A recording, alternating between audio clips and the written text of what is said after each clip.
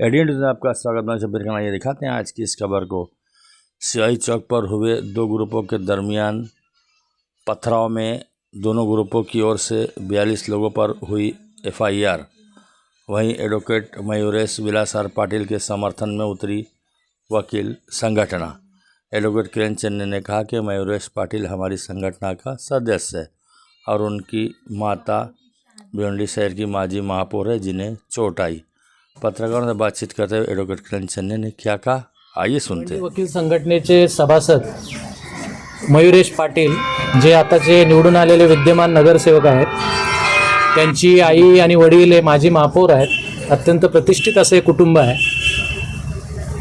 आपण या महानगरपालिकेच्या निवडणुकांच्या मध्ये जो संपूर्ण काही एपिसोड बघितला, या सर्व एपिसोडमध्ये आम्ही बघत आलेलो आहोत की मयूरेश पाटलांची ॲडव्होकेट मयूरेश पाटलांची आई असेल, त्यांचे वडील असतील, त्यांचे कुटुंबीय असतील, यांना प्रतिस्पर्धी राजकारण्यांकडून ज्या पद्धतीची अत्यंत गलिच्छ भाषेतून शिवीगाळ झाली, जे सोशल मीडियावर व्हायरल झालेलं आहे, त्यांना ज्या पद्धतीनं वेगवेगळ्या खोट्या केसेसमध्ये अडकवण्यात आलं, हे देखील आमच्या सर्व वकील मंडळीने बघितलेलं आहे। आणि काल मला वाटते भिवंडी शहरातील आणि विशेष करून जे डगले PI आहेत निजामपुरा पोलीस स्टेशनचे, हे अत्यंत निष्क्रिय PI आहेत, हे त्यांनी पुन्हा एकदा सिद्ध केलेलं आहे।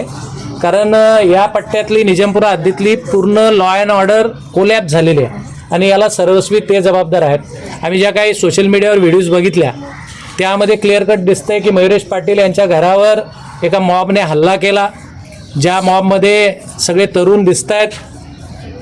एक प्रकारे या कुटुंबाला मारण्यासाठीच, जीवे ठार मारण्यासाठीच ते आले होते। तदनंतर त्याच्या ज्या काही रिॲक्शन्स आहेत या साहजिक आहेत। त्यांच्या आईचं डोकं फुटलेलं आहे आणि आता आम्ही बघतोय की राजकीय दबाव टाकून या परिवाराला उद्ध्वस्त करण्यासाठी त्यांच्या आईवर, त्याच्या वडिलांवर, त्याच्या स्वतःवर, त्यांच्या बायकांवर आणि त्यांच्या समर्थकांवर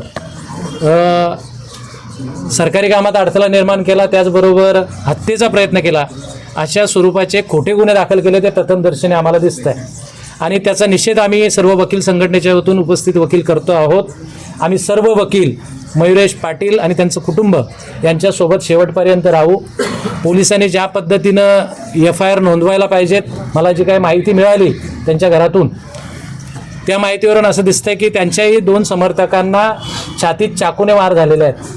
त्यामुळं समोरच्या आरोपींवर देखील 307 प्रमाणे गुन्हे दाखल व्हायला पाहिजेत, परंतु आतापर्यंतच्या मिळालेल्या माहितीनुसार त्यांच्यावर फक्त 324 प्रमाणे गुन्हे दाखल झालेले आहेत। आता त्यांना हजर करण्यात आलेलं आहे। म्हणजे वकील जे दुसऱ्यांना न्याय मिळवून देतात, त्यांच्यावरच अशा पद्धतीनं अन्याय सुरू आहे आणि केवळ राजकारणाचा इन्फ्लुअन्स वाढण्यामुळे सगळं घडलेलं आहे। तर त्याचा आम्ही जाहीर निषेध करतो। आम्ही पोलीस स्टेशनचे जे PI डगले आहेत यांना तत्काळ निलंबित केलं पाहिजे, त्यांची चौकशी केली पाहिजे। त्यांच्याबाबतच्या आमच्याकडे माहिती आलेल्या आहेत की या परिसरामध्ये जो काही गुटखा विकला जातो, जो काही मटक्याचे धंदे चालतात, याचे सर्व हप्ते, ड्रग्स विकले जातात, याचे सर्व हप्ते डगले घेतात। डगलेंना जो फ्लॅट देण्यात आलेला आहे त्या फ्लॅटची चौकशी झाली पाहिजे, तो कोणी दिला हे उघड होईल। त्यामुळे या सगळ्या रॅकेटमध्ये पोलीस स्वतः अडकलेले आहेत आणि कोणाच्या तरी सांगण्यावरून एका अत्यंत प्रतिष्ठित अशा कुटुंबाला, जे महापौर राहिलेले आहेत, जे वकील राहिलेले आहेत, ज्यांची कारकीर्द अत्यंत सामाजिक आहे, परंतु त्यांना हेतुपूर्वक षडयंत्र करून राजकारणाचे बळी म्हणून पूर्ण कुटुंबाला उद्ध्वस्त करण्याचे जे षडयंत्र आखलं जात आहे आणि भिवंडीमध्ये लॉ अँड ऑर्डरचा जो काही प्रश्न क्रिएट केला जात आहे, त्या बाबतीत संबंधित पोलीस अधिकारी याला कारणीभूत आहेत। त्यांच्यावर तत्काळ निलंबनाची आणि बदलीची कारवाई झाली पाहिजे, ही देखील आमच्या वकिलांची मागणी आहे। आणि ज्यांनी हल्ले केलेत वकिलांच्या घरावर मयूरेश पाटलाच्या, त्यांच्यावरही 307 प्रमाणे गुन्हे दाखल झाले पाहिजेत, कारण त्यांना मारण्याचाच कट होता आणि जे कटामध्ये सामील असतील राजकीय पुढारी त्यांना देखील आरोपी केलं पाहिजे, ही अशी मागणी आज आम्ही आजच्या दिवशी करतो। त्यांच्या कुटुंबाला कुठल्याही पद्धतीचा त्रास होता कामा नये, नाहीतर आम्ही सर्वजण भिवंडीतल्या जनतेला घेऊन रस्त्यावर उतरल्याशिवाय राहणार नाही, हे सांगण्यासाठी आज आम्ही या ठिकाणी आलेलो आहोत। आम्ही पोलिसांना पुन्हा एकदा सांगतोय की तुम्ही इथं, मला काही कळत नाही, तुम्ही त्यांच्या बंदोबस्तासाठी आलात की त्यांना कैदेत ठेवण्यासाठी आलात, अशा पद्धतीचं सगळं इथं वातावरण आहे। वकील हा अन्याय सहन करणार नाहीत। आणि आपण कलकत्ता बघितलं असेल काल परवाचं, की कलकत्त्याच्या टोलनाक्यावर एका वकिलाला जेव्हा मारहाण झाली तर त्याची काय हालत वकिलांनी केलेली आहे, ती परिस्थिती या भिवंडीमध्ये उद्भवू नये म्हणून पोलिसांनी लॉ अँड ऑर्डर मेंटेन ठेवण्याचा प्रयत्न करावा, न्याय बुद्धीनं वागावं, कोणाच्या तरी सुपाऱ्या घेऊन कुठल्या जर वकील कुटुंबाला उद्ध्वस्त करण्याचं काम कराल तर आम्ही गप्प बसणार नाही, हे सांगण्यासाठी आज आम्ही या ठिकाणी आलेलो आहोत.